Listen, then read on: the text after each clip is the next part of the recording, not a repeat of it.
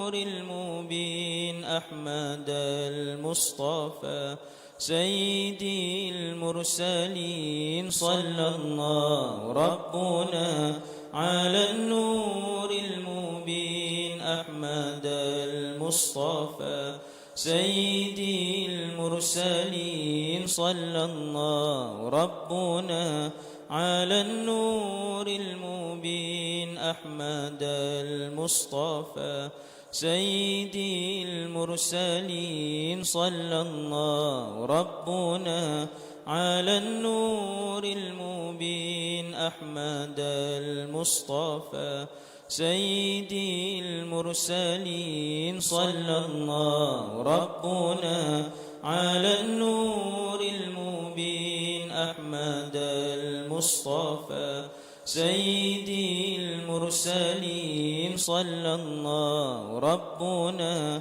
على النور المبين أحمد المصطفى سيدي المرسلين صلى الله ربنا على النور المبين أحمد المصطفى سيدي المرسلين صلى الله ربنا على النور المبين أحمد المصطفى سيدي المرسلين صلى الله ربنا على النور المبين أحمد المصطفى سيدي المرسلين صلى الله ربنا على النور المبين أحمد المصطفى سيدي المرسلين صلى الله ربنا على النور المبين أحمد المصطفى سيدي المرسلين صلى الله ربنا على النور المبين أحمد المصطفى سيدي المرسلين صلى الله ربنا على النور المبين أحمد المصطفى سيدي المرسلين صلى الله ربنا على النور المبين أحمد المصطفى سيدي المرسلين صلى الله ربنا على النور المبين أحمد المصطفى سيدي المرسلين صلى الله ربنا على النور المبين أحمد المصطفى سيدي المرسلين صلى الله ربنا على النور المبين أحمد المصطفى سيدي المرسلين صلى الله ربنا على النور المبين أحمد المصطفى سيدي المرسلين صلى الله ربنا على النور المبين أحمد المصطفى سيدي المرسلين صلى الله ربنا على النور المبين أحمد المصطفى سيدي المرسلين صلى الله ربنا على النور المبين أحمد المصطفى سيدي المرسلين صلى الله ربنا على النور المبين أحمد المصطفى سيدي المرسلين صلى الله ربنا على النور المبين أحمد المصطفى سيدي المرسلين صلى الله ربنا على النور المبين أحمد المصطفى سيدي المرسلين صلى الله ربنا على النور المبين أحمد المصطفى سيدي المرسلين صلى الله ربنا على النور المبين أحمد المصطفى سيدي المرسلين صلى الله ربنا على النور المبين أحمد المصطفى سيدي المرسلين صلى الله ربنا على النور المبين أحمد المصطفى سيدي المرسلين صلى الله ربنا على النور المبين أحمد المصطفى سيدي المرسلين صلى الله ربنا على النور المبين أحمد المصطفى سيدي المرسلين صلى الله ربنا على النور المبين أحمد المصطفى سيدي المرسلين صلى الله ربنا على النور المبين أحمد المصطفى سيدي المرسلين صلى الله ربنا على النور المبين أحمد المصطفى سيدي المرسلين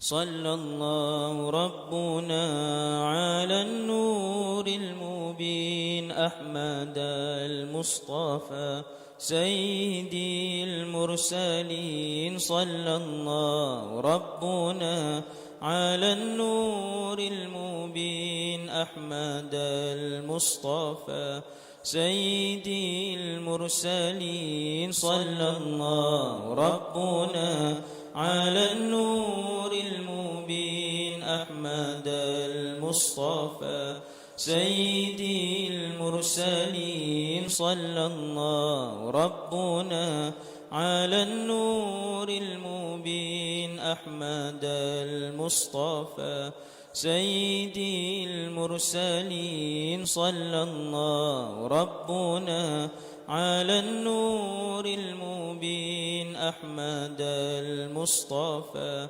سيدي المرسلين صلى الله ربنا على النور المبين أحمد المصطفى سيدي المرسلين صلى الله ربنا على النور المبين أحمد المصطفى سيدي المرسلين صلى الله ربنا على النور المبين أحمد المصطفى سيدي المرسلين صلى الله ربنا على النور المبين أحمد المصطفى سيدي المرسلين صلى الله ربنا على النور المبين أحمد المصطفى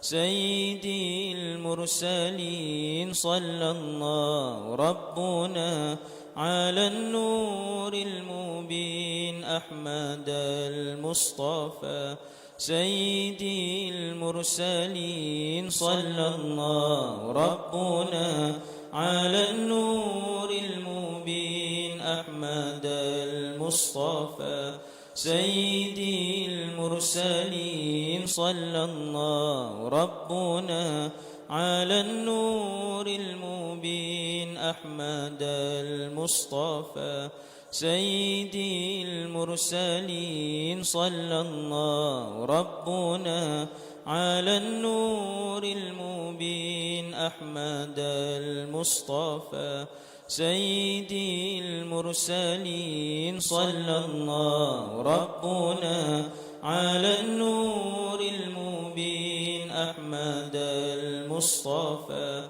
سيدي المرسلين صلى الله ربنا على النور المبين أحمد المصطفى سيدي المرسلين صلى الله ربنا على النور المبين أحمد المصطفى سيدي المرسلين صلى الله ربنا على النور المبين أحمد المصطفى سيدي المرسلين صلى الله ربنا على النور المبين أحمد المصطفى سيدي المرسلين صلى الله ربنا على النور المبين أحمد المصطفى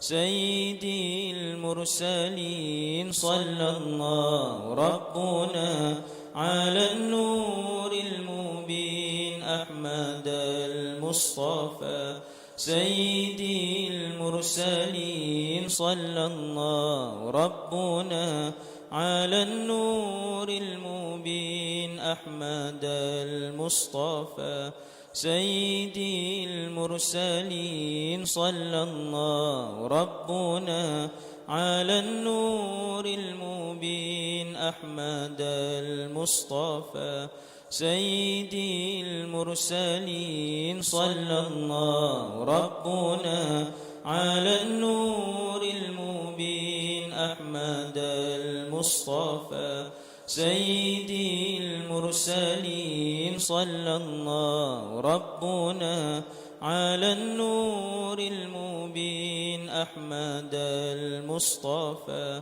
سيدي المرسلين صلى الله ربنا على النور المبين أحمد المصطفى سيدي المرسلين صلى الله ربنا على النور المبين أحمد المصطفى سيدي المرسلين صلى الله ربنا على النور المبين أحمد المصطفى سيدي المرسلين صلى الله ربنا على النور المبين أحمد المصطفى سيدي المرسلين صلى الله ربنا على النور المبين أحمد المصطفى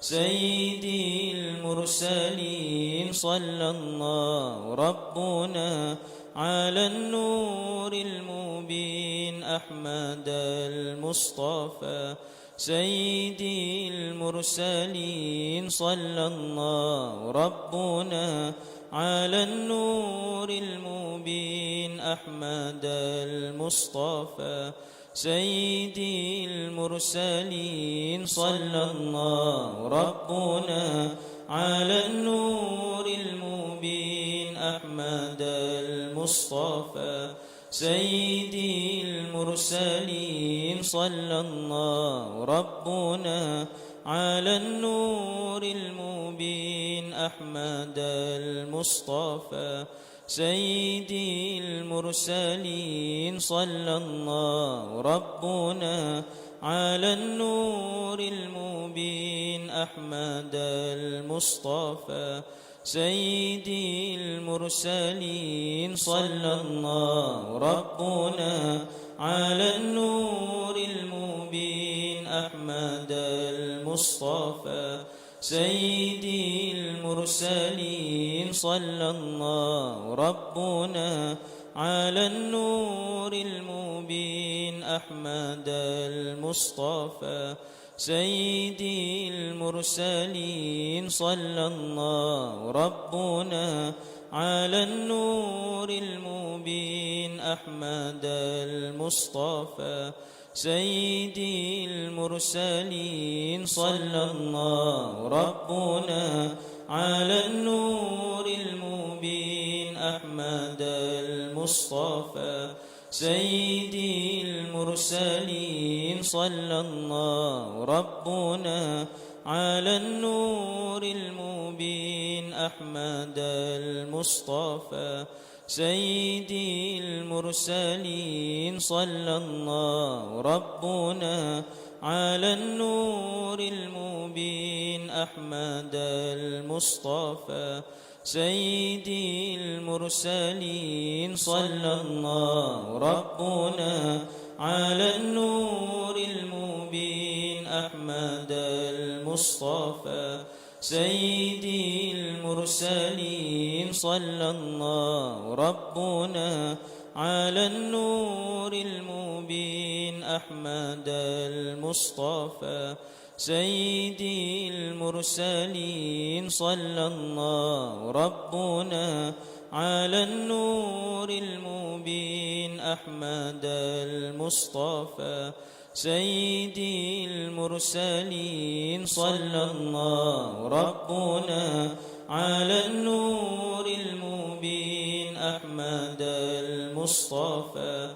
سيدي المرسلين صلى الله ربنا على النور المبين أحمد المصطفى سيدي المرسلين صلى الله ربنا على النور المبين أحمد المصطفى سيدي المرسلين صلى الله ربنا على النور المبين أحمد المصطفى سيدي المرسلين صلى الله ربنا على النور المبين أحمد المصطفى سيدي المرسلين صلى الله ربنا على النور المبين أحمد المصطفى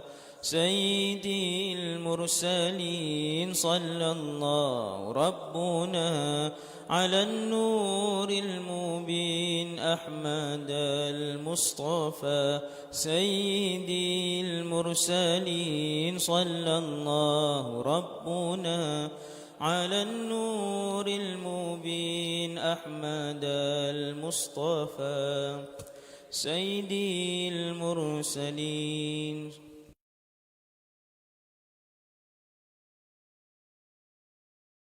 صلى الله ربنا على النور المبين أحمد المصطفى سيدي المرسلين صلى الله ربنا على النور المبين أحمد المصطفى سيدي المرسلين صلى الله ربنا على النور المبين أحمد المصطفى سيدي المرسلين صلى الله ربنا على النور المبين أحمد المصطفى سيدي المرسلين صلى الله ربنا على النور المبين أحمد المصطفى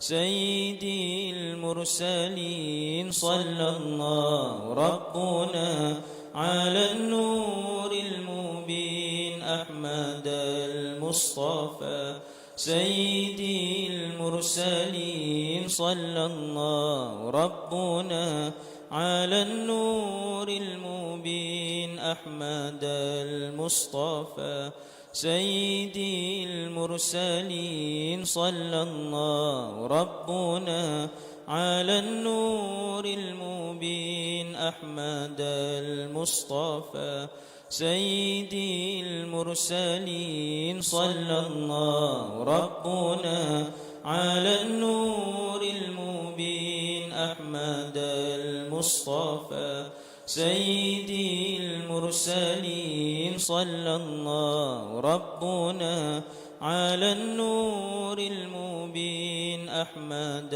المصطفى سيدي المرسلين صلى الله ربنا على النور المبين أحمد المصطفى سيدي المرسلين صلى الله ربنا على النور المبين أحمد المصطفى.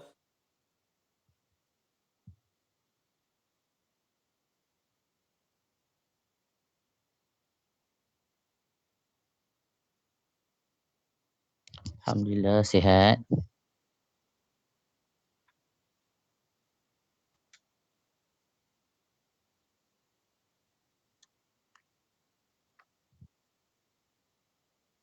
Sallallahu alaihi wasallam.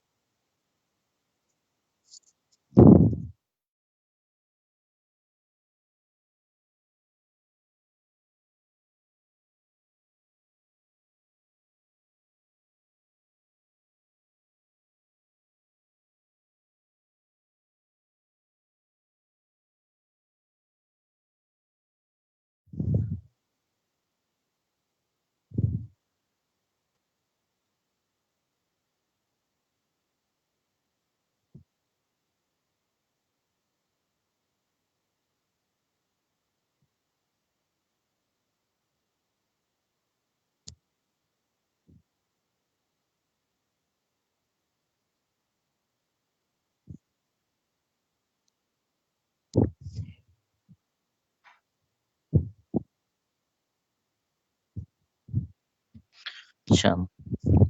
Astaghfirullahalazim, astaghfirullahalazim, astaghfirullahalazim. Alladzi la ilaha illa huwal hayyul qayyum wa atubu ilaihi la ilaha illallah wahdahu la syarika lah. Lahul mulku wa lahul hamdu yuhyi wa yumiit wa huwa ala kulli syai'in qadir wa la hawla wa la quwwata illa billahil aliyyil azim. Assalamualaikum warahmatullahi taala wabarakatuh. Kita mulakan pertemuan kita pada malam ini dengan Ummul Furqan Al-Fatihah.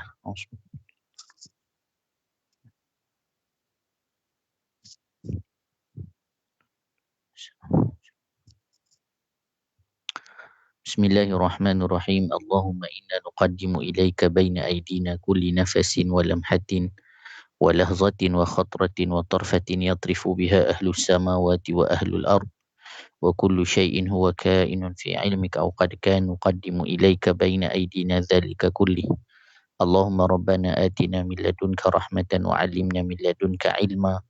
Bismillahirrahmanirrahim. Nawaitu ta'alluma wa ta'lima wa tadhakkura wa tadhkir والنفع والانتفاع والإفادة والاستفادة والحث على التمسك بكتاب الله العزيز وسنة رسوله والدعاء إلى الهدى والدلالة على الخير ابتغاء وجه الله تعالى ورضائه وقربه وثوابه سبحانه وصلى الله على سيدنا محمد وعلى آله وصحبه وسلم والحمد لله رب العالمين.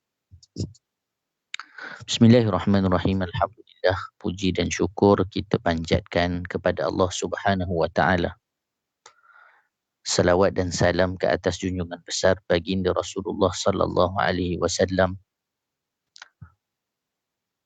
juga kepada ahli keluarganya, para sahabatnya dan yang mengikuti jalan yang dibawa oleh baginda Nabi sallallahu alaihi wa alihi wa sahbihi wa baraka wasallam. Amma ba'd. InsyaAllah pada malam ini merupakan malam yang terakhir pengajian kita bagi pembicaraan daripada kitab Al-Anwarul Bahiyah Anil Isra' wal Mi'raj Khairil Bariyah. Sebenarnya kalau kita nak bicarakan tentang peristiwa Isra' dan Mi'raj, perlukan masa yang sangat panjang kerana sangat banyak hikmah dan pelajaran yang akan kita dapati di dalamnya.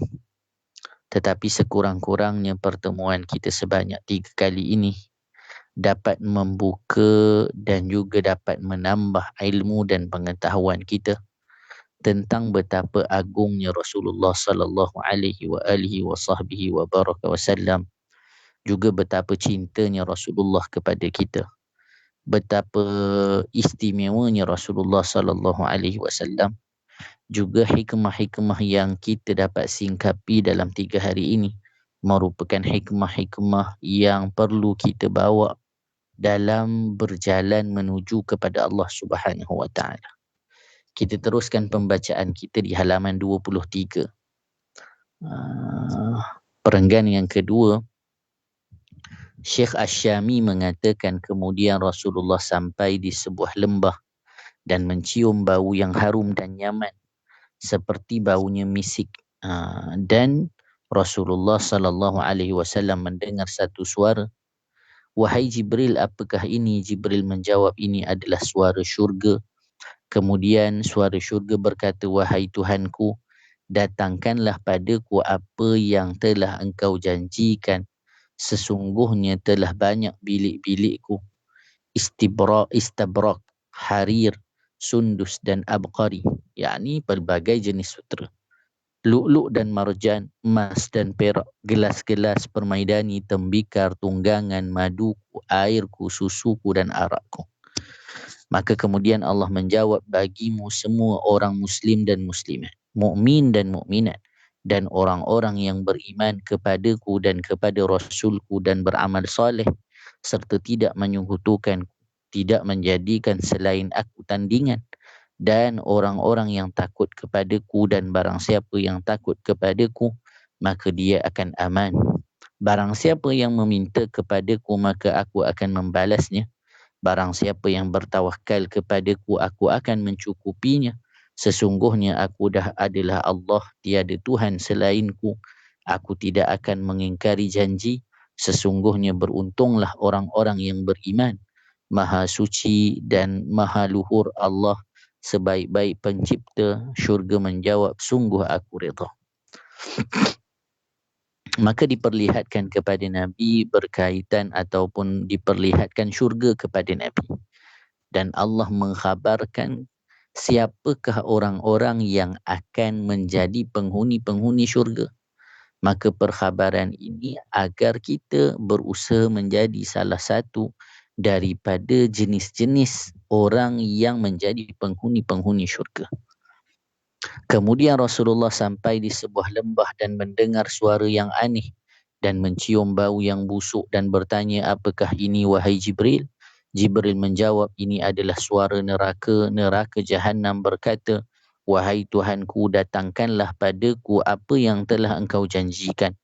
Sungguhnya telah banyak rantai-rantaiku, belenggu-belengguku, api yang membara, air panas, pokok berduri, nanah dan azabku sungguh sudah di dalam jurang dan sudah sangat panas, dan datangkanlah padaku apa yang engkau telah janjikan.' Allah menjawab, "Bagimu setiap orang musyrik lelaki dan perempuan, orang kafir lelaki dan perempuan, orang keji lelaki dan perempuan, dan setiap orang yang sombong yang tidak beriman kepada hari kiamat." Neraka Jahannam menjawab, "Sungguh aku redha." Kemudian diperlihatkan pula neraka dan juga penghuni-penghuninya daripada jenis-jenis yang telah disebutkan tadi. Maka jaga diri kita daripada tergolong daripada jenis-jenis tersebut. Maka sebab itu kita sebutkan perjalanan Isra' dan Mi'raj adalah perjalanan di mana baginda Nabi melihat perkara-perkara yang selalu Nabi SAW nyatakan dan Nabi telah beriman dan yakin dengannya. Tetapi bila mana dalam perjalanan Isra' dan Mi'raj ini, Nabi diperlihatkan dengan semua perkara tersebut sehingga menjadi ainul yakin pada diri baginda Rasulullah sallallahu alaihi wasallam. Kemudian Nabi berjalan sampai bertemu dengan kota Baitul Maqdis. Nabi pun sampai ke Baitul Maqdis, kemudian masuk dari pintu Al-Yamani dan turun dari Burak, lalu mengikatnya di pintu masjid, di tempat mengikat yang digunakan oleh para Nabi. Nabi tambat burak Nabi. Dalam riwayat yang lain menyebutkan Jibril yang buat lubang tersebut untuk Nabi menambat menambat buraq tersebut. Kalau kita pergi ke Al-Aqsa sekarang, ada masjid di dalam kawasan tanah Baitul Maqdis dinamakan sebagai Masjid Buraq dalam kawasan Masjid Al-Aqsa. Maka disebutkan di situlah tempat Nabi SAW mengikat buraq. Secara asal kalau kita fahami, kalau tak ikat buraq pun buraq tu nak pergi mana? Tetapi inilah dia satu yang ingin diajarkan kepada kita, umat baginda Nabi, sebagai satu pelajaran bahawasanya usaha itu merupakan satu ibadah. Walaupun mungkin kita kata, oh tak ada apalah, tak kunci kereta pun tak apa, tak kunci rumah pun tak apa, Allah jaga. Tapi perlakuan kita mengunci, itu merupakan satu yang disebut sebagai usaha, yang mana kalau dilakukan kerana Allah, maka ia akan jadi satu bentuk ibadah. Jadi disebutkan apa lagi? Di dalam satu riwayat disebutkan sesungguhnya Jibril membawa sebuah batu besar dan meletakkan jarinya di batu tersebut. Dan melubangkannya dan mengikat buraq di situ. Kemudian masuk ke masjid dari pintu yang matahari dan bulan condong ke pintu tersebut. Kemudian Rasulullah SAW salat dengan Jibril masing-masing 2 rakaat, maka tidak lama kemudian berkumpullah ramai orang. Maka sebahagian menyebutkan salat yang dilakukan oleh Nabi dan Jibril adalah tahiyatul masjid. Maka tahulah Nabi bahawa mereka semua adalah para Nabi. Ada yang sedang berdiri, rukuk dan sujud. Kemudian muazzin mengumandangkan azan dan iqamah. Maka para Nabi berdiri berbaris di saf menunggu siapa yang mengimami mereka. Maka Jibril memegang tangan Rasulullah dan menarik ke depan untuk menjadi imam. Maka Rasulullah SAW salat menjadi imam kepada para Nabi, salat sebanyak 2 rakaat. Di sini sekali lagi diperlihatkan tentang kemuliaan baginda Nabi. Nabi telah menjadi imam kepada semua para Nabi yang lain. Itu satu bukti bahawasanya Nabi SAW benar-benar insan yang sangat mulia, bahkan insan yang terbaik yang pernah diciptakan oleh Allah Subhanahu wa taala. Diriwayatkan dari Ka'ab radhiyallahu taala anhu, Jibril mengumandangkan azan dan turunlah para malaikat dari langit. Dan Allah mengumpulkan semua para nabi dan rasul. Kemudian Nabi Muhammad salat menjadi imam para malaikat, nabi dan rasul. Ketika selesai, Jibril bertanya, wahai Muhammad, tahukah engkau siapa yang salat di belakang? Nabi menjawab, tidak. Kemudian Jibril berkata, mereka semua adalah para nabi yang Allah Subhanahu wa taala utus. Kata Syekh Asyami, di dalam hadis Abu Hurairah yang diriwayatkan dan disahihkan oleh Al-Hakim, juga diriwayatkan oleh Imam Baihaqi, maka Rasulullah SAW bertemu dengan ruh-ruh para Nabi alaihimussalam. Mereka memuji Allah. Maka kesemua para anbiya memuji Allah Subhanahu wa taala dengan nikmat-nikmat yang diberikan oleh Allah Subhanahu wa taala kepada mereka. Nanti kalau ada kesempatan, nanti kita agak pendekkan sedikit perbahasan kita. Maka yang pertama memuji Allah adalah Nabi Ibrahim. Kemudian Nabi Musa pula memuji Allah dengan kelebihan yang Allah berikan kepadanya. Kemudian Nabi Daud memuji Allah Ta'ala. Kemudian Nabi Sulaiman memuji Allah Ta'ala. Kemudian Nabi Isa alaihissalam memuji Allah Subhanahu wa Ta'ala. Maka kita tengok di halaman 25 bawah sekali, dia kata, Rasulullah SAW bersabda, setiap daripada Allah dan aku juga ingin memuji Allah. Setelah para Nabi tadi memuji Allah dengan segala nikmat yang telah Allah berikan kepada mereka. Apa kelebihan yang Allah berikan kepada mereka? Maka kemudian disebutkan apa? Kemudian Nabi pula puji. Bagaimana Nabi kata? Segala puji bagi Allah yang telah mengutuskanku menjadi rahmat bagi seluruh alam. Alhamdulillahillazi arsalani rahmatan lil alamin wa kafatan linnasi basyiran wa nazira. Tu. Segala puji bagi Allah mengutuskanku menjadi rahmat untuk ke seluruh alam. Itu antara kelebihan yang Allah berikan kepada Nabi. Dan membawa khabar gembira dan peringatan bagi seluruh manusia. dan menurunkan Al-Quran kepadaku yang di dalamnya ada penjelasan segala sesuatu dan menjadikan aku sebagus-bagus umat yang dikeluarkan untuk manusia. Itu kelebihan. Umat yang terbaik adalah umat baginda Rasulullah sallallahu alaihi wasallam. Maka kita kena rafakkan kesyukuran kita kerana kita telah dipilih untuk menjadi umat baginda Nabi, dan menjadikan umatku umat pilihan, dan menjadikan umatku mereka lah yang awal dan mereka juga yang akhir, dan melapangkan dadaku dan mengampuni dosaku dan mengangkat sebutanku dan menjadikan aku pembuka dan penutup. Nabi Ibrahim berkata, dengan inilah Allah menjadikan Nabi Muhammad lebih utama dari kalian. Ni dengan apa yang telah disebut oleh baginda Nabi, maka layaklah Nabi diberikan keutamaan berbanding Nabi-Nabi yang lain. Kemudian kata Syekh Asyami, kemudian mereka membahas tentang hari kiamat. Lalu mereka bertanyakan perkara itu kepada Nabi Ibrahim. Nabi Ibrahim mengatakan, aku tidak mengetahui tentang perkara itu. Mereka tanya Nabi Musa menjawab yang sama. Kemudian mereka bertanya kepada Nabi Isa. Apa kata Nabi Isa? Adapun kejadiannya tidak ada yang mengetahui kecuali Allah. Dan menurut berita yang Allah janjikan kepadaku, sesungguhnya Dajjal keluar dan aku memegang 2 kayu. Ketika Dajjal melihatku, maka dia akan mencair seperti cairnya timah hitam. Dan kemudian Allah akan membinasakannya hingga batu pun berkata, wahai Muslim, sesungguhnya di bawahku ada orang kafir. Kesini dan bunuhlah dia. Maka Allah akan membinasakan orang-orang kafir. Kemudian orang-orang Muslim akan kembali ke negeri dan tanah airnya. Maka ketika itu akan keluar Ya'juj dan Ma'juj. Mereka datang dari segenap arah. Mereka akan datang dengan cepat dari setiap bukit bukau. Kemudian memijak negeri kaum muslimin. Tidaklah mereka mendatangi segala sesuatu kecuali mereka akan memusnahkannya. Tidaklah mereka melewati air kecuali mereka akan minum sampai orang-orang akan mengadu tentang Ya'juj dan Ma'juj kepadaku.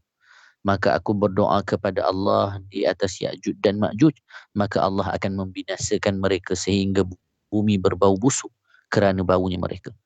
Kemudian Allah menurunkan hujan dan menghanyutkan jasad-jasad mereka sehingga dihanyutkan ke laut.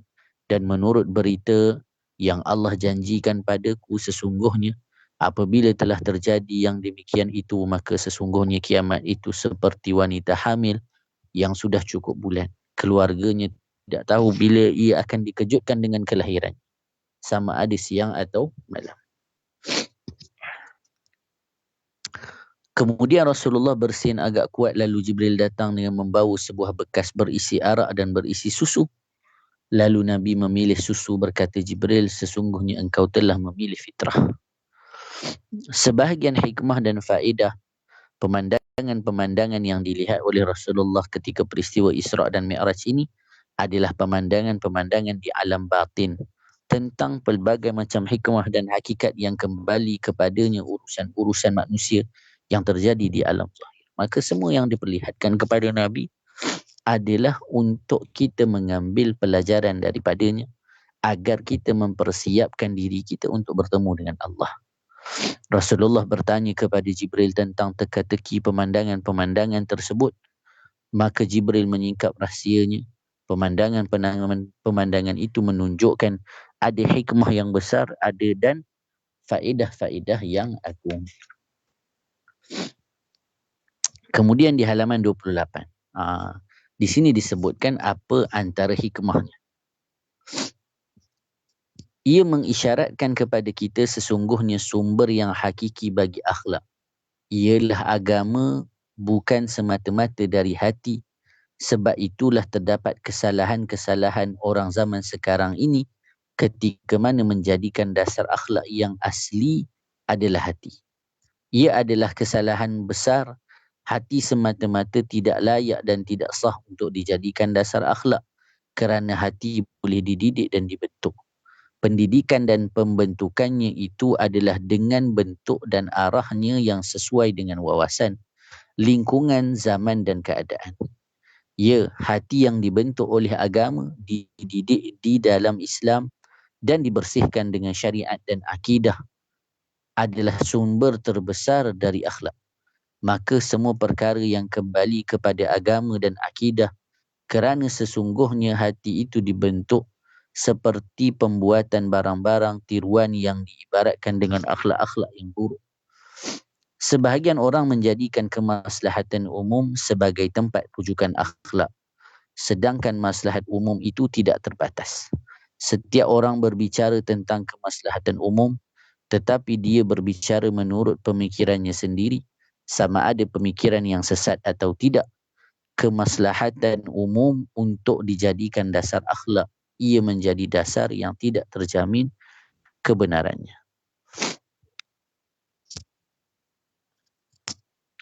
Baik, ni berkaitan dengan hikmahnya, kita boleh baca. Sekarang kita masuk terus ke halaman 29. Masuk terus ke halaman 29. Jadi hari ni kita baca laju sikitlah. Sebab daurah ni untuk kita dapat kefahaman tentang kitab yang kita pelajari. Al-Uruj, naik ke langit. Sekarang kita dah ceritakan pada 2 hari yang lalu bagaimana permulaan Isra' ini berlaku daripada Nabi berada di Mekah sehinggalah Nabi SAW sampai ke Baitul Maqdis. Nabi salat dan Nabi memuji Allah Subhanahu wa taala bersama nabi-nabi yang lain. Dan sekarang sampai masanya ketika mana baginda Nabi SAW akan dimi'rajkan oleh Allah Subhanahu wa taala. Maka disebut di halaman 29, Rasulullah SAW dibawa ke Mi'raj, iaitu sebuah tangga Rabbani yang digunakan untuk naik, kerana sesungguhnya Rasulullah SAW naik ke langit tidak menggunakan buraq. Jadi buraq hanyalah tunggangan dalam peristiwa Isra'. Ketika mana Nabi ingin naik ke langit, maka Nabi Mi'raj dengan tangga Rabbani.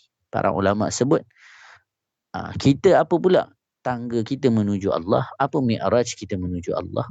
Adalah salat. As-salatu mi'rajul mu'min. Salat itu adalah mi'rajnya orang-orang mukmin.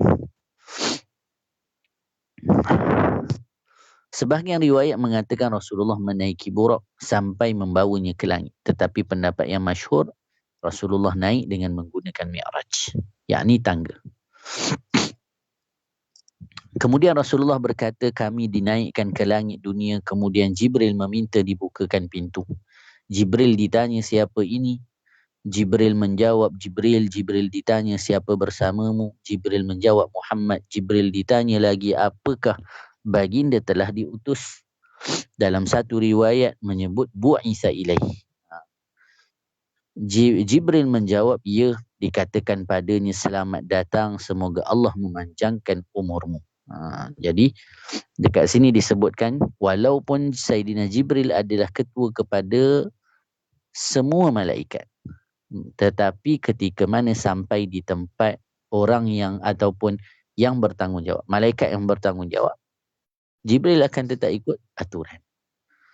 Jadi kita ni walaupun tinggi kedudukan kita, bila mana bersama dengan orang yang bertanggungjawab dalam bidangnya, maka hormati. Maka sekarang bermula perjalanan Mi'raj Nabi untuk kita dengar dan kita hayati serta pelajari. Maka dibukakan pintu bagi Jibril dan Rasulullah. Ketika mereka masuk, mereka bertemu dengan Nabi Adam AS. Jadi langit pertama, langit dunia, jumpa Nabi Adam. Baginda adalah bapa kepada manusia, Abul Bashar. Keadaannya seperti hari di mana beliau telah diciptakan oleh Allah. Didatangkan kepadanya ruh-ruh para nabi dan keturunan-keturunan yang beriman. Baginda berkata, roh yang bagus dan jiwa yang bagus, jadikanlah ia di syurga Iliyin. Kemudian didatangkan kepadanya roh keturunannya yang kafir. Dia berkata, roh yang hina dan keturunan yang hina. Baginda melihat di pintu sebelah kanan roh-roh keluar darinya bau yang wangi, dan melihat di pintu sebelah kiri roh-roh keluar darinya bau yang busuk. Ketika baginda melihat ke arah kanan, beliau ketawa, yakni Nabi Adam, dan bergembira Ketika melihat ke arah kiri, baginda sedih dan menangis. Kemudian Rasulullah memberi salam kepadanya, lalu baginda menjawab dan berkata, selamat datang anak yang saleh, Nabi yang saleh. Rasulullah bertanya, siapa ini wahai Jibril? Jibril menjawab, ini adalah bapamu Adam alaihissalam dan ini adalah ruh-ruh anak keturunannya. Di sebelah kanan adalah ahli syurga dan di sebelah kiri adalah ahli neraka. Maka ketika di langit yang pertama bertemu dengan Nabi Adam, Nabi diperlihatkan dengan keadaan ini. Ketika baginda melihat ke arah kanan, baginda ketawa dan bergembira, dan ketika baginda melihat ke arah kiri, baginda menangis dan bersedih. Asyami menambah, kemudian Rasulullah sallallahu alaihi wasallam berlalu sebentar dan melihat banyak pinggan yang berisi daging yang elok dipotong. Okey. Jadi sebelum kita bergerak ke perkara seterusnya, jadi di sini nak bagi tahu kepada kita keadaan Nabi Adam alaihissalam, atuk kita, yang mana bergembira bila ada anak cucunya yang masuk ke syurga dan sedih dengan anak cucu yang masuk ke neraka. Maka ketika mana kita hidup, yang perlu kita lakukan dan kita harapkan daripada Allah juga adalah, ya Allah, matikanlah kami dalam keadaan husnul khatimah. Apa tujuannya? Agar kalau kita mati dalam husnul khatimah, mudah-mudahan Allah kurniakan sedemikian, kita bukan sahaja menggembirakan Nabi Adam, tapi kita nak menggembirakan Rasulullah sallallahu alaihi wasallam. Nabi SAW lebih gembira ketika melihat umat baginda Nabi berada di dalam syurganya Allah Subhanahu Wa Taala. Jadi kalau kita nak gembirakan hati Nabi, usahakan diri kita untuk husnul khatimah. Baik, Asyami menambah. Jadi bila mana Nabi SAW lepas bertemu Nabi Adam, Nabi Adam pun menyambut baginda Nabi SAW. Maka disebutkan kemudian Rasulullah berlalu sebentar dan melihat banyak pinggan berisi daging. Tapi tak ada orang yang makan. Kemudian ada pinggan yang berisi daging yang busuk. Ramai orang makan daging-daging tersebut. Maka Rasulullah pun tanya kepada Jibril, siapa ni mereka ni? Daging yang elok ada, daging yang tak elok juga dimakan. Maka apa kata Jibril? Mereka adalah umatmu yang meninggalkan yang halal dan mendatangi yang haram. Ni yang berlaku kepada umat. Dan perkara ini telah Nabi bagi tahu 1400 tahun dahulu. Lebih lagi daripada waktu tersebut. Nabi dah bagi tahu. Nabi pernah lihat ada orang macam ni. Dan hari ini sangat ramai orang-orang yang berperilaku sebegini. Yang mana kita kena mohon pada Allah agar Allah selamatkan kita daripada golongan ataupun menjadi daripada golongan ini. Kemudian disebutkan lagi apa? Kemudian Nabi bertemu lagi dengan kaum yang dihidangkan pada mereka daging panggang yang merupakan sebaik-baik daging. Di sekelilingnya terdapat bangkai, maka manusia menuju ke arah bangkai dan memakannya, meninggalkan daging yang elok. Maka Nabi bertanya, maka kata Jibril, mereka adalah penzina yang menghalalkan apa yang diharamkan Allah dan meninggalkan apa yang Allah halalkan kepada mereka. Kemudian Nabi berjalan lagi. Nabi bertemu dengan satu kaum yang perutnya besar seperti rumah, yang di dalamnya terdapat ular-ular. Setiap kali salah seorang daripada mereka bangun, terus jatuh tersungkur dan berkata, ya Allah, jangan engkau datangkan kiamat. Mereka adalah anak di jalan laluan keluarga Fir'aun. Apabila orang melalui jalan tersebut, mereka memijak-mijak mereka. Maka Rasulullah SAW mendengar mereka menjerit memanggil Allah. Nabi bertanya, wahai Jibril, siapa mereka ni? Maka Jibril menjawab, mereka adalah umatmu yang memakan riba, yang tidak mendirikan salat kecuali seperti orang gila yang dirasuki syaitan. Kemudian Nabi berlalu lagi. Nabi bertemu dengan orang yang bibirnya seperti bibir unta. Kemudian mulut mereka dibuka dan dimasukkan batu. Di dalam riwayat lain diletakkan batu besar dari neraka Jahannam di mulut mereka. Kemudian keluar dari dubur mereka. Dan Rasulullah mendengar mereka menjerit meminta tolong kepada Allah. Rasulullah bertanya, wahai Jibril, siapakah mereka? Jibril menjawab, mereka adalah orang yang memakan harta anak yatim yang dengan zalim. sesungguhnya mereka telah memasukkan api ke dalam perut mereka dan mereka akan masuk ke dalam neraka sa'ir. Jadi ada 3 perkara dah yang kita ceritakan Nabi dilihatkan ketika mana di langit yang pertama. Apa akibat yang akan berlaku pada orang-orang yang punya sifat-sifat yang telah disebut oleh baginda Nabi.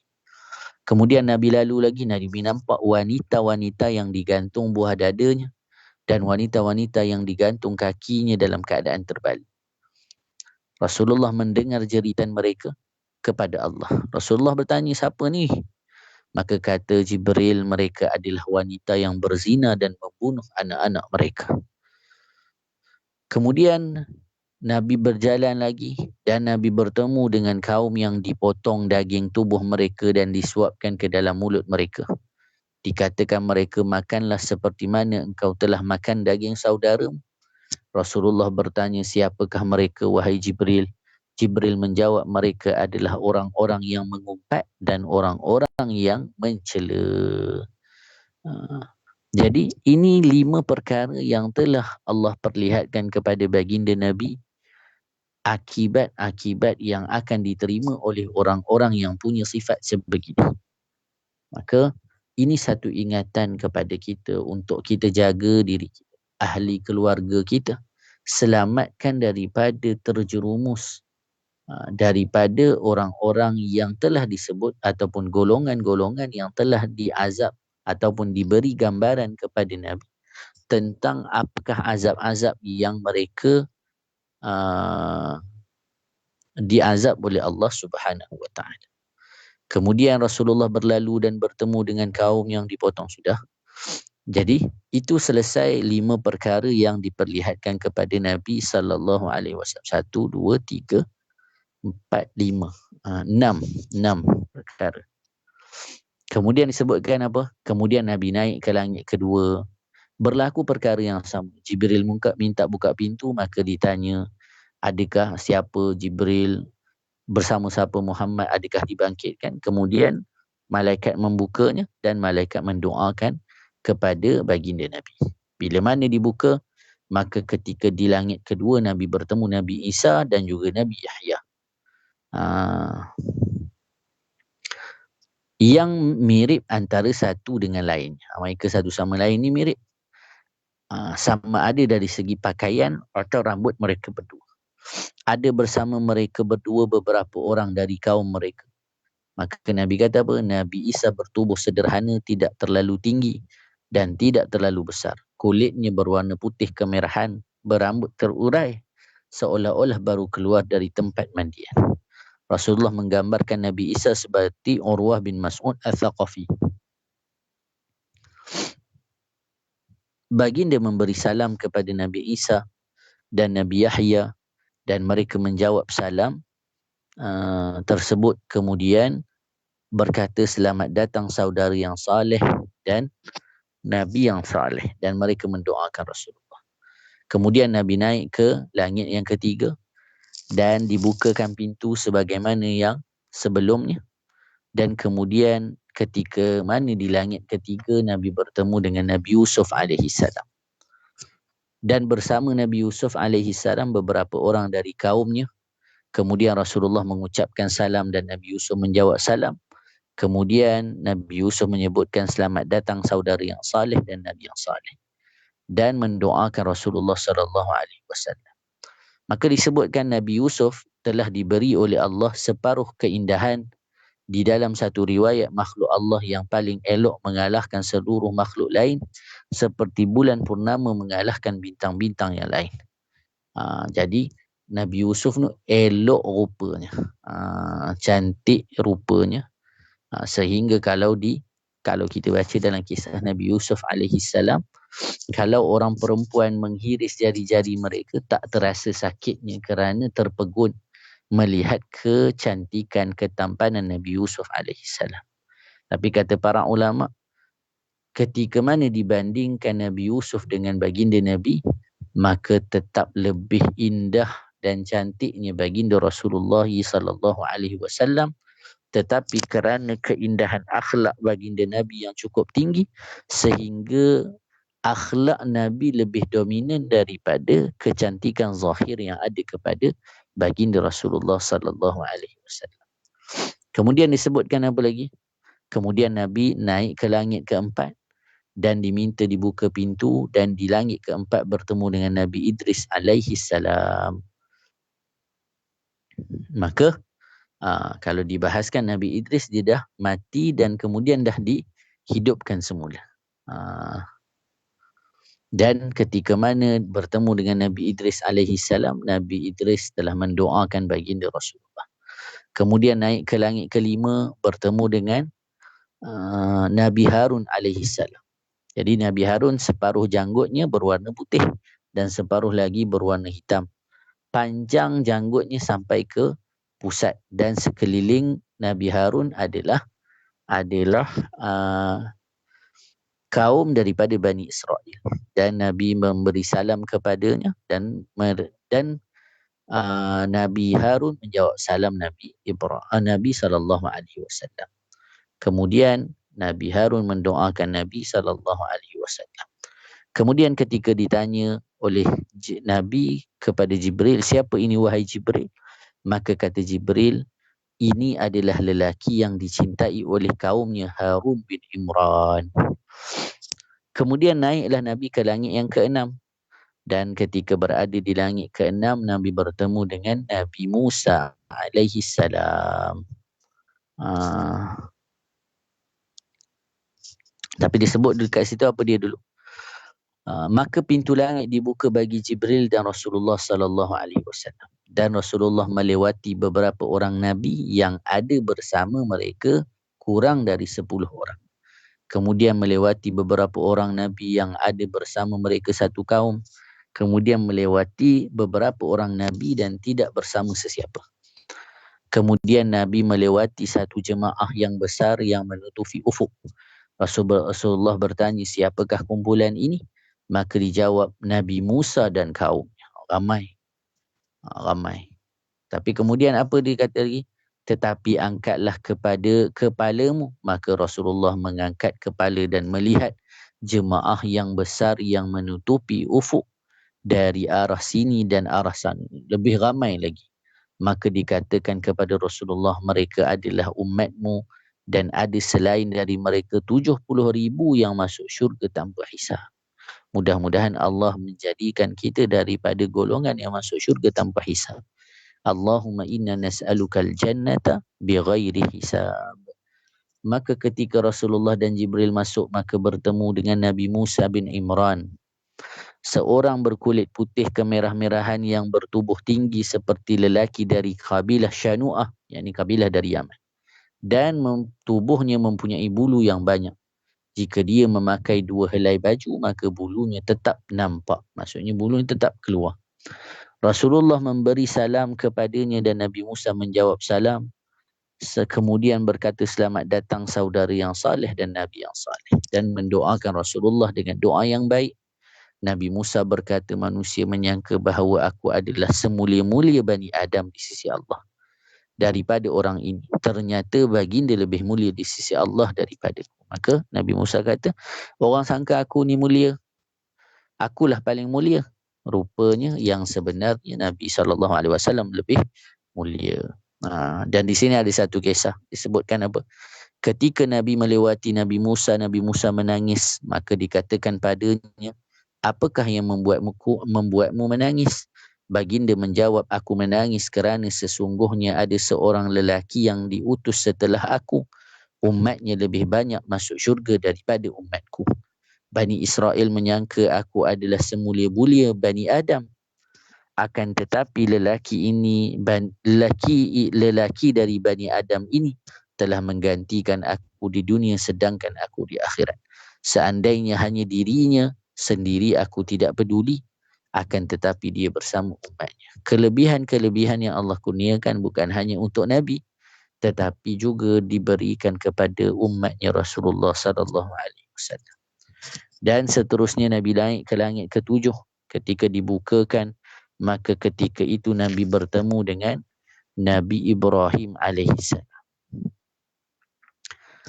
Apa keadaan Nabi Ibrahim? Nabi Ibrahim sedang duduk Nabi Ibrahim sedang duduk di sisi pintu syurga di atas kerusi emas sambil menyandarkan belakangnya di Baitul Ma'mur bersama beberapa orang dari kaumnya. Kemudian Rasulullah memberi salam dan kemudian kata, Nabi Ibrahim, selamat datang anak yang saleh dan Nabi yang saleh. Kemudian Nabi Ibrahim berkata, perintahlah. Ini wasiat Nabi Ibrahim kepada kita. Yang mana faedah amalan ini, faedah yang sangat baik untuk kita amalkan. Jadi, perintahlah umatmu untuk memperbanyak tanaman-tanaman syurga. Maka sesungguhnya tanah syurga itu bagus dan luas. Rasulullah bertanya, apakah tanaman syurga itu? Maka Nabi Ibrahim menjawab, la haula wa la quwata illa billah. Dalam riwayat lain disebutkan apa? Sampaikan kepada umatmu salam dariku. Dan beritahu mereka sesungguhnya syurga itu tanahnya bagus dan airnya sedap. Dan sesungguhnya tanaman syurga itu subhanallah walhamdulillah wallahu akbar. Jadi sebab itu dalam tahiyat kita bagi salam kepada Nabi Ibrahim alaihissalam. Kerana Nabi Ibrahim menyampaikan salam kepada kita dalam peristiwa Isra dan Mi'raj. Kemudian disebutkan apa? Di sisi Nabi Ibrahim duduk satu kaum yang wajah mereka putih seperti kertas dan satu kaum yang wajah mereka warnanya bercampur kotoran. Kemudian berdiri kaum yang wajah mereka warnanya bercampur kotoran lalu masuk ke dalam sungai dan mandi di dalamnya kemudian keluar.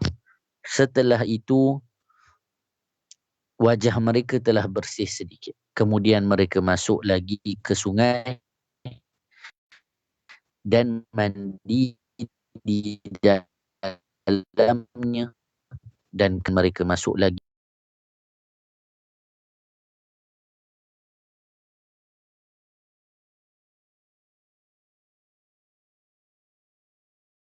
ke yang lain. Kemudian datang dan duduk bersama mereka.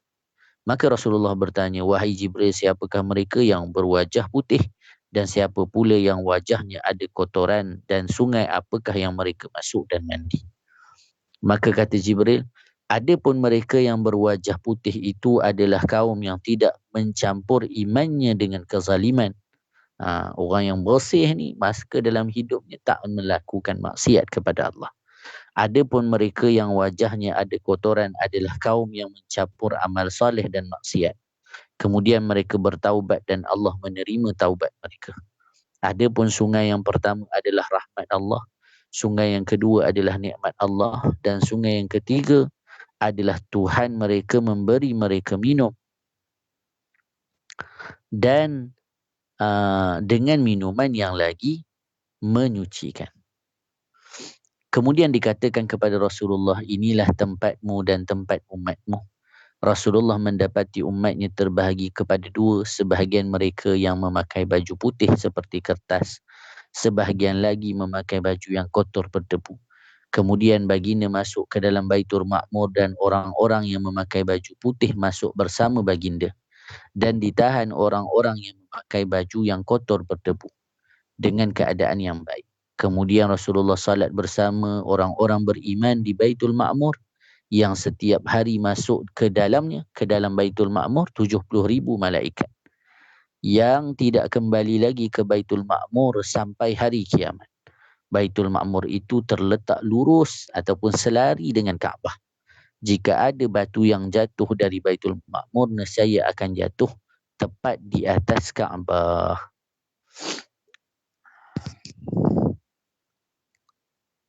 Baik. Sekarang itu perjalanan Nabi dalam perjalanan Mi'raj Rasulullah sallallahu alaihi wasallam. Jadi kalau nanti kita ada kesempatan membaca hikmahnya, para ulama sebut lagi kenapa bertemu dengan nabi-nabi tersebut di langit pertama, kedua, ada maqam-maqamnya pula. 7 peringkat tersebut yang dibahaskan oleh para ulama akan hikmah. Sekarang kita bicarakan sedikit ketika mana Nabi sampai di Sidratul Muntaha. Jadi diceritakan bila mana dah sampai ke langit ketujuh, maka disebutkan kemudian Rasulullah diangkat ke Sidratul Muntaha. Sidratul Muntaha ni tempat yang terakhir. Segala yang naik dari bumi akan berhenti di situ dan juga menjadi tempat terakhir. Segala yang turun dari atas juga akan berhenti di situ. Di dalamnya ada sebuah pokok yang keluar dari akarnya sungai-sungai yang airnya tidak berubah. Ini sifat ataupun apa yang ada di Sidratul Muntaha. Dan sungai-sungai dari susu yang rasanya tidak berubah, dan sungai-sungai dari arak yang enak bagi orang-orang yang meminumnya, dan sungai-sungai dari madu yang murni. Seseorang yang menaiki kenderaan jika berjalan di bawah naungan pokok tersebut selama 70 tahun tidak akan sampai lagi perjalanannya. Biji-bijinya seperti tempayan kampung bernama Hajar berdekatan dengan Madinah Al-Munawwarah, dan daunnya seperti telinga gajah hampir menutupi semua umat. Tu besarnya. Di dalam satu riwayat disebutkan sehelai daunnya memayungi makhluk-makhluk. Di setiap daun itu ada malaikatnya. Daun itu ditutupi warna-warna yang tidak diketahui warna. Ketika warna itu menutupi daunnya, maka daun itu akan berubah dengan perintah Allah. Kemudian kita tengok perenggan bawah tu. Asyami menambahkan di dalam satu riwayat, di bawahnya mengalir mata air yang bernama Salsabil yang terbelah menjadi dua sungai. Pertama ialah Al-Kautsar yang memancar air yang dengan deras seperti anak panah. Di atasnya ada kemah yang terbuat dari permata lu'lu', yakut dan zabarjad. Dan di atasnya ada burung-burung hijau. Rasulullah melihat di dalamnya ada bejana daripada emas dan perak. Airnya mengalir pada batu-batu kecil daripada yakut dan zamrud yang lebih putih daripada susu. Rasulullah sallallahu alaihi wasallam mengambil bejana dan mencedok air tersebut dan meminumnya. Airnya lebih manis daripada madu dan lebih wangi daripada minyak kasturi. Maka Jibril berkata kepada Rasulullah sallallahu alaihi wasallam, ini adalah sungai yang Allah dekatkan kepadamu, dan sungai yang lain adalah sungai rahmat. Rasulullah mandi di dalamnya, maka diampuni dosanya yang akan datang dan yang telah lalu. Rasulullah melihat Jibril di Sidratul Muntaha. Maka di sini Allah Subhanahu wa taala ataupun Jibril diperlihatkan dengan rupa bentuknya yang asal. Maka disebutkan Nabi melihat Jibril dalam bentuknya yang asal sebanyak 2 kali. Yang pertama ketika mana diangkat menjadi Rasul di Gua Hira di Jabal Nur. Yang kedua di Sidratul Muntaha. Maka Jibril memiliki sayap. Setiap sayap menutupi ufuk. Berjatuhan dari sayap-sayapnya barang-barang yang sangat berharga seperti permata yakut. Tiada yang mengetahuinya kecuali Allah.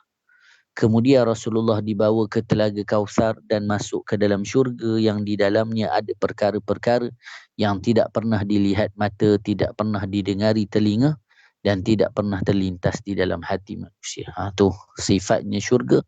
Ma la aynun ra'at wa la udhunun sami'at wa la khatar ala qalbi bashar. Tak pernah tergambar pada kita syurga, itulah syurga. Dan Rasulullah melihat di pintu syurga ada tulis. Ini satu faedah. Apa dia? As-sadaqatu bi'ashri amsalha wal qaradu bi 18. Sedekah tu pahalanya 10 kali ganda. Tapi kalau kita bagi orang pinjam, sedekah ataupun ganjarannya sampai 18 kali ganda. Maka Nabi tanya kepada Jibril, kenapa bagi hutang lagi banyak pahala dari sedekah? Maka kata Jibril, kerana sesungguhnya orang yang meminta ketika dia meminta, orang yang meminta ketika dia meminta, dia masih memiliki sesuatu, sedangkan seorang yang berhutang, dia tidak akan berhutang kecuali kerana sangat memerlukan. Maka itu faedah kenapa memberi pinjam itu pahalanya lebih besar. Kemudian Rasulullah terus berjalan dan bertemu dengan sungai-sungai daripada susu yang tidak berubah rasanya. Sungai-sungai daripada arak yang lazat bagi orang-orang yang meminumnya. dan sungai-sungai daripada madu yang murni, dan Rasulullah mendapati kubah-kubah diperbuat daripada permata. Buah delimanya sebesar-besar timba dan burungnya seperti unta-unta Khurasan. Kemudian Sayyidina Abu Bakar masa dengar kisah ni, maka Sayyidina Abu Bakar kata, "Ya Rasulullah, sesungguhnya dagingnya sangat lembut." Rasulullah bersabda, "Aku pernah memakannya dan dagingnya lebih lembut daripada itu. Dan sungguh aku berharap engkau akan memakannya." Ini fadilat Sayyiduna Abu Bakar As-Siddiq radhiyallahu ta'ala anhu. Kemudian Rasulullah diperlihatkan neraka yang di dalamnya ada kemurkaan, bentakan dan balasan Allah.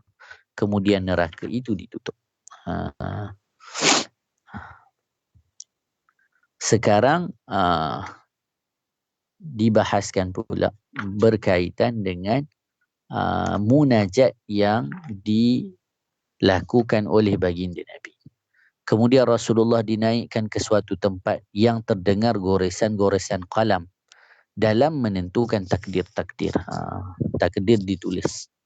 Dan Rasulullah melihat seorang lelaki ditutupi dengan nur arash. Rasulullah bertanya, "Siapakah ini? Adakah dia malaikat?" Dijawab, "Bukan." Nabi bertanya, "Adakah dia seorang Nabi?" Dijawab, "Bukan." Nabi bertanya, "Siapakah dia?" Maka dijawab, "Dia adalah seorang lelaki yang ketika di dunia lidahnya basah berzikir kepada Allah dan hatinya terikat dengan masjid-masjid dan tidak pernah sama sekali menyebabkan kedua orang tuanya murka kepadanya." Ini sifat orang-orang yang ataupun orang yang dapat nikmat ni, maka dah disebutkan lidahnya sentiasa berzikir, hatinya terikat dengan masjid, tidak pernah menyebabkan orang tuanya murka padanya. Kemudian Rasulullah sallallahu alaihi wasallam melihat Tuhannya dan baginda bersujud. Allah Subhanahu wa taala berbicara dengan Nabi dan berkata, "Wahai Muhammad." Nabi Muhammad menjawab, "Ya wahai Tuhanku." Allah berkata, "Mintalah." Nabi menjawab, "Sungguh engkau telah menjadikan Nabi Ibrahim sebagai kekasihmu dan engkau memberinya kerajaan yang agung, dan engkau berbicara dengan Nabi Musa dengan bicara yang sungguh, dan engkau telah berkata memberikan Nabi Daud kerajaan yang agung, dan engkau telah melenturkan baginya besi, dan engkau telah menundukkan baginya gunung ganang, dan engkau telah memberi Nabi Sulaiman kerajaan yang agung, dan engkau telah menundukkan baginya jin dan manusia dan syaitan-syaitan, dan engkau telah menundukkan baginya angin, dan engkau memberikan kepadanya kerajaan yang tidak diberikan kepada sesiapa pun setelahnya. Dan engkau telah mengajarkan Nabi Isa kitab Taurat dan Injil, dan engkau telah menjadikannya dapat menyembuhkan orang yang buta dan orang yang berpenyakit kusta, dan menghidupkan orang yang mati dengan izinmu. Dan engkau telah menjaganya dan ibunya daripada syaitan yang direjam, dan tidak ada jalan bagi syaitan untuk mengganggu mereka berdua. Maka segala yang disebutkan oleh Nabi sallallahu alaihi wasallam sesungguhnya oleh Allah Subhanahu wa taala. Sesungguhnya aku telah menjadikan engkau kekasihku. Tentang apa pula yang Allah berikan kepada Nabi. Tertulis di dalam kitab Taurat, mengutuskan engkau kepada sekalian manusia sebagai pemberi khabar gembira dan peringatan. Aku melapangkan dadamu, mengampuni dosamu, dan mengangkat namamu. Namaku tidak akan disebut kecuali nama engkau disebut bersamaku, dan aku telah menjadikan umatmu sebaik-baik umat yang dilahirkan bagimu. Dan aku telah menjadikan umatmu umat pilihan, dan aku telah menjadikan umatmu menjadi umat yang terawal, padahal mereka adalah umat yang terakhir. Dan aku jadikan umatmu tidak boleh mereka berkhutbah kecuali setelah mereka bersaksi bahawa engkau adalah hamba-Ku dan Rasul-Ku. Dan aku telah menjadikan daripada umatmu kaum-kaum yang hatinya menjadi anajil, tempat-tempat hafalan Al-Quran. Dan aku telah menjadikan engkau Nabi yang pertama diciptakan dan yang terakhir diutus. Itu tanda istimewanya Nabi. Dan yang pertama diberi keputusan, dan aku telah berikan kepada engkau surah Al-Fatihah, dan aku tidak berikan kepada Nabi sebelummu dan aku telah berikan kepadamu akhir surah Al-Baqarah dan khazanah bawah arasy yang tidak aku berikan kepada Nabi sebelum, dan aku telah berikan kepadamu telaga Kausar, dan aku telah berikan kepadamu 8 bahagian Islam, hijrah, jihad, sedekah, puasa, Ramadan, amar ma'ruf nahi munkar. Dan sesungguhnya di hari ketika aku ciptakan langit dan bumi, aku wajibkan kepada umatmu 50 waktu salat, maka dirikan salat itu bersama umatmu. Maka dalam munajat setelah diberikan ataupun dikhabarkan kepada Nabi tentang segala keutamaan, kelebihan yang Allah kurniakan kepada baginda Nabi, maka di sinilah Allah Subhanahu wa taala memberi kewajipan kefarduan salat. Maka antara peristiwa yang besar yang berlaku dalam Isra' dan Mi'raj adalah kefarduan salat yang Allah turunkan kepada umat baginda Nabi sallallahu alaihi wasallam. Maka kita kena ingat, dalam peristiwa ini mungkin ada perbahasan tentang ru'yatullah, bagaimana Nabi melihat Allah. Maka kita kena ingat, laisa kamitslihi syai'. Yang pertama, Allah tidak ada yang menyerupainya dengan sesuatu. Bahkan bertemunya ataupun pertemuan Allah dengan baginda Nabi bila kaifiat ataupun tanpa kita mengetahui kaifiatnya. Jangan kita samakan bertemunya sebagaimana manusia bertemu dan sebagaimana yang kita bayangkan. Maka hanya dengan kaifiat yang diketahui oleh Allah Subhanahu Wa Taala. Jadi yang pentingnya untuk kita fahami ketika mana Nabi sallallahu alaihi wasallam bermunajat kepada Allah, maka kemudian Allah mengkhabarkan kepada Nabi tentang apa yang Allah berikan kepada Nabi, dan kemudian difardukan salat kepada baginda Nabi sallallahu alaihi wasallam sebanyak 50 waktu. Di halaman 40 dan 41, di situ kita boleh baca peristiwa bila mana Nabi turun bertemu dengan Nabi Musa. Mula bertemu dengan Nabi Ibrahim. Nabi Ibrahim senyap, tak kata apa-apa. Bila bertemu dengan Nabi Musa kata 50 tu banyak. Umat kamu takkan mampu. Maka minta kepada Allah. Sampailah 9 kali Nabi SAW naik dan turun untuk memohon kepada Allah agar diringankan, dan akhirnya Allah memberi keringanan sehingga hanya 5 waktu sahaja kefarduan salat diwajibkan, dan pahalanya tetap dikira sebagai 50. Maka Allahumma salli ala sayyidina Muhammadin wa ala alihi wa sahbihi wa barik wa sallim, itu dikisahkan dalam peristiwa pertemuannya Nabi Musa dengan baginda Nabi ketika mana turun. Kemudian kita lihat di halaman 42, ketika Rasulullah turun ke langit dunia dan melihat ke bawah, baginda melihat asap yang sangat tebal dan mendengar suara lalu bertanya, apakah ini Jibril? Jibril menjawab, ini adalah syaitan-syaitan yang berputar di mata Bani Adam, sehingga tidak terfikir tentang alam malakut, langit dan bumi. Seandainya tidak ada syaitan-syaitan tersebut, nescaya mereka akan melihat keajaiban-keajaiban. Dan kemudian disebutkan Nabi sallallahu, dan dalam perjalanan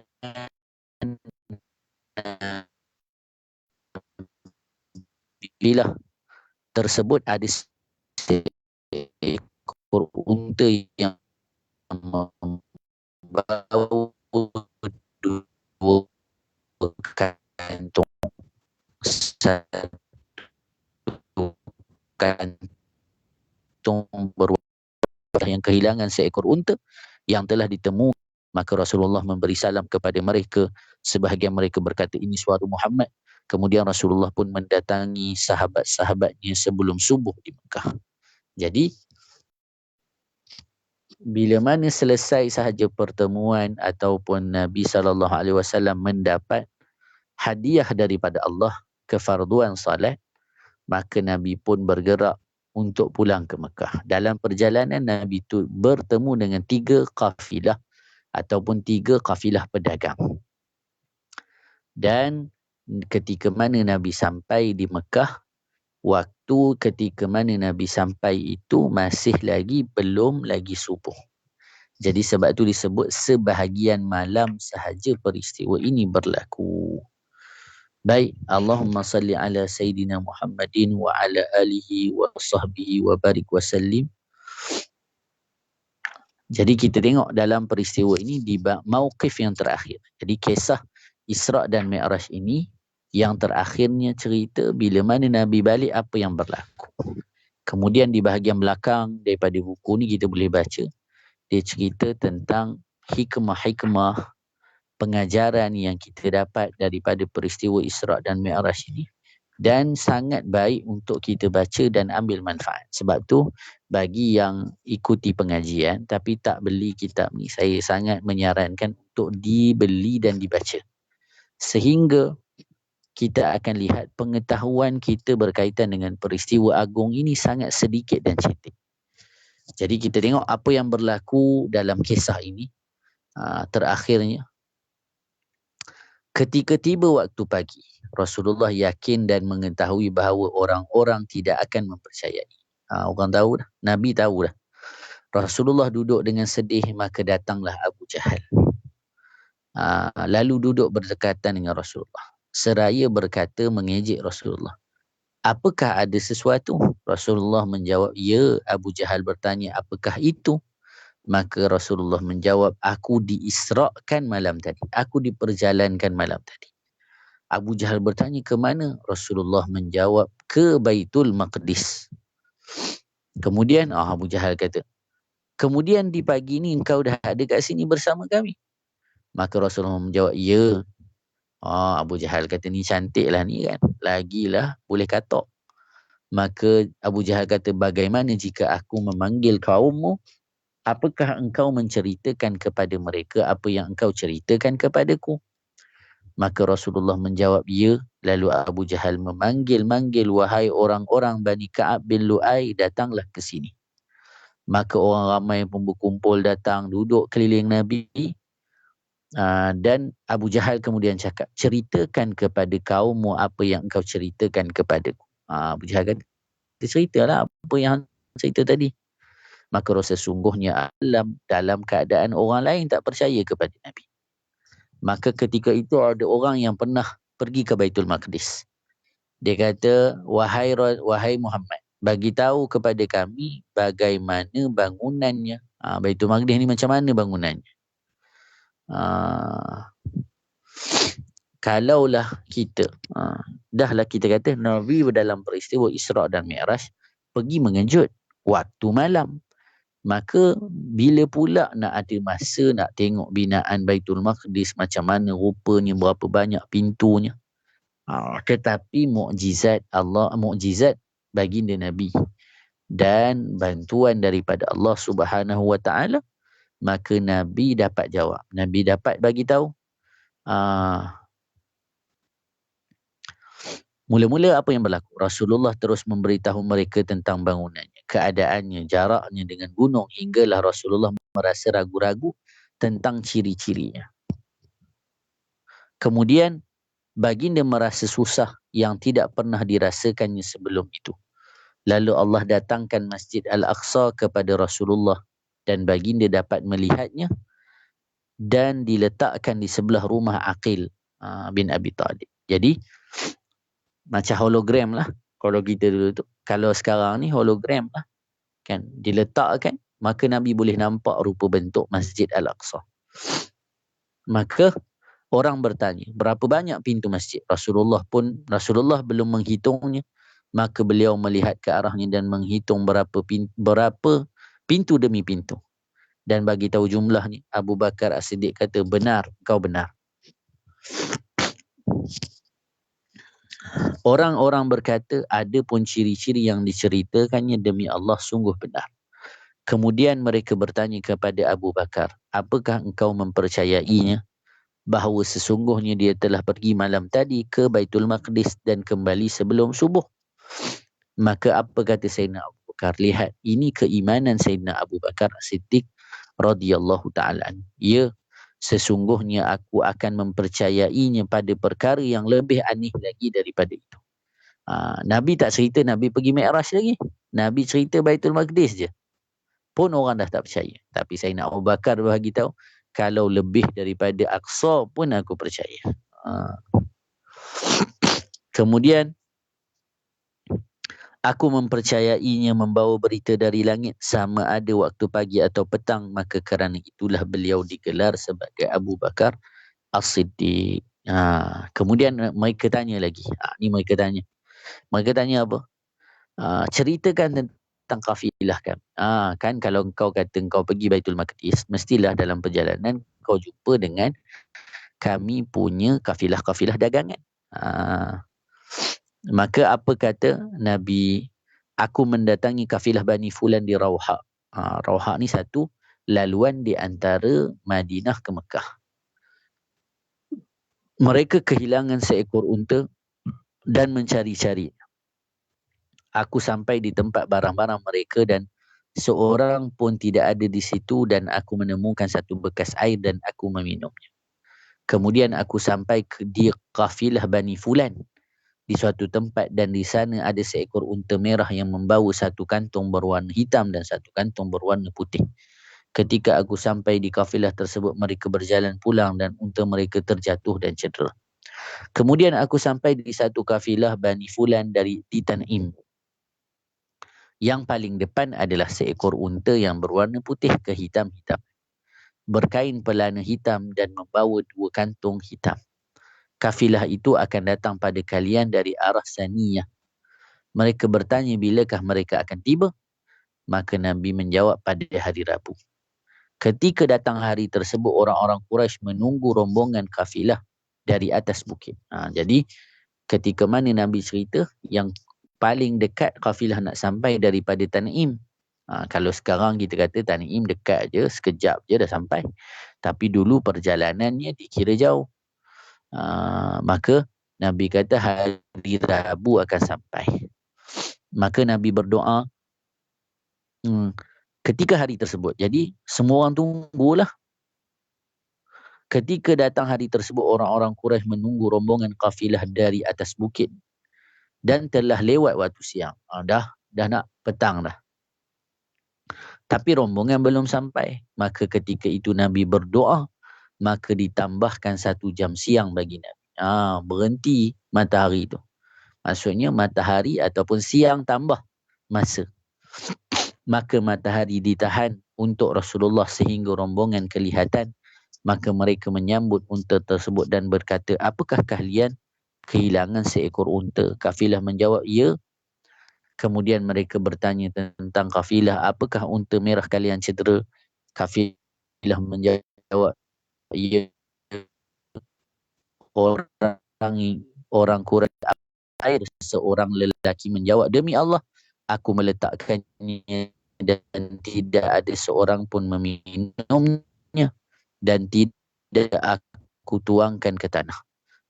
Tengok, bila mana seseorang itu tidak Allah kurniakan hidayah padanya, walaupun telah melihat kebenaran tetapi tidak dapat menerima kebenaran.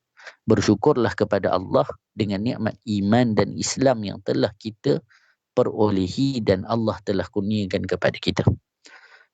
Walaupun kita tidak bertemu dengan Nabi, tapi kita telah beriman dengan semua yang dibawa oleh Nabi dan apa yang telah berlaku kepada Nabi.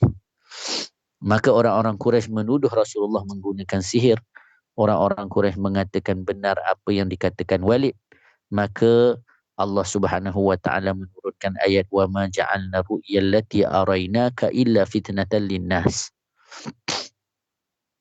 Kami telah dan tiada kami menjadikan pandangan pada malam Mi'raj yang telah kami perlihatkan kepadamu melainkan sebagai satu ujian bagi manusia. Maka perjalanan Isra' dan Mi'raj benar-benar perjalanan keimanan. Benar-benar perjalanan menguji keimanan seseorang kepada Allah dan Rasulnya. Bahkan perjalanan Isra' dan Mi'raj adalah perjalanan seorang hamba menuju Tuhannya. Dan kalau kita tanya apa yang kita tinggalkan kalau ingin menuju Allah, maka tinggalkan segala keinginan dan juga nafsu kita dan pergilah kepada keinginan Allah Subhanahu wa taala. Allahumma salli ala Sayyidina Muhammadin wa ala alihi wa sahbihi wa barik wa sallim, maka berakhir penceritaan berkaitan peristiwa Isra' dan Mi'raj. Dan di belakang ini ada menyebutkan dalil-dalil tentang dalil Mi'raj dan kemudian pengajaran daripada peristiwa Nabi menjadi imam daripada Nabi-Nabi yang lain, perjalanan ataupun pengajaran daripada peristiwa Isra' dan Mi'raj, serta beberapa lagi pengajaran dan ilmu tambahan yang ada di dalam buku Al-Anwarul Bahiyah an Isra'i wal Mi'raj Khairil Bariyah. Adapun penceritaan berkaitan peristiwa yang berlaku kepada Nabi sebagaimana yang kita telah kisahkan tadi, mudah-mudahan kita mendapat kebaikan dan juga rahmat. Kalaulah kata tak ada syarahan sekalipun dalam pembacaan kita, tetapi membicarakan tentang Nabi SAW, menyebutnya sahaja sudah mendatangkan rahmat dan kebaikan kepada diri kita. Mudah-mudahan Allah kurniakan kepada kita kebaikan di dunia dan akhirat dengan keberkatannya junjungan Rasulullah SAW. Jadi saya mohon maaf atas keterlewatan masa pada pengajian malam ini. Mudah-mudahan Allah Subhanahu wa taala memberkati kita dunia dan akhirat dan dikumpulkan nanti di akhirat bersama kekasih kita baginda Rasulullah sallallahu alaihi wasallam. Aqulu qawli hadza wa astaghfirullahal azim li wa lakum. Assalamualaikum warahmatullahi taala wabarakatuh. Waalaikumsalam Ustaz.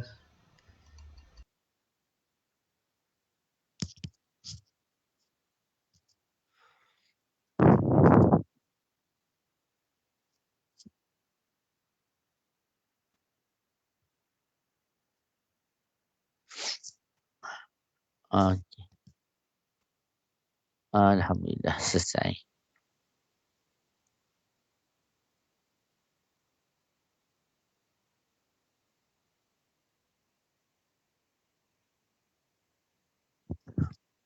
InsyaAllah. InsyaAllah. Jazakumullah khair. Terima kasih banyak. InsyaAllah. InsyaAllah. Assalamualaikum warahmatullahi taala wabarakatuh. صلى الله ربنا على النور المبين أحمد المصطفى سيدي المرسلين. صلى الله ربنا على النور المبين أحمد المصطفى سيدي المرسلين. صلى الله ربنا على النور المبين أحمد المصطفى سيدي المرسلين. صلى الله ربنا على النور المبين أحمد المصطفى سيدي المرسلين. صلى الله ربنا على النور المبين أحمد المصطفى سيدي المرسلين. صلى الله ربنا على النور المبين أحمد المصطفى سيدي المرسلين. صلى الله ربنا على النور المبين أحمد المصطفى سيدي المرسلين. صلى الله ربنا على النور المبين أحمد المصطفى سيدي المرسلين. صلى الله ربنا على النور المبين أحمد المصطفى سيدي المرسلين. صلى الله ربنا على النور المبين أحمد المصطفى سيدي المرسلين. صلى الله ربنا على النور المبين أحمد المصطفى سيدي المرسلين. صلى الله ربنا على النور المبين أحمد المصطفى المصطفى سيدي المرسلين صلى الله ربنا على النور المبين أحمد المصطفى سيدي المرسلين صلى الله ربنا على النور المبين أحمد المصطفى سيدي المرسلين صلى الله ربنا على النور المبين أحمد المصطفى سيدي المرسلين صلى الله ربنا على النور المبين أحمد المصطفى سيدي المرسلين صلى الله ربنا على النور المبين أحمد المصطفى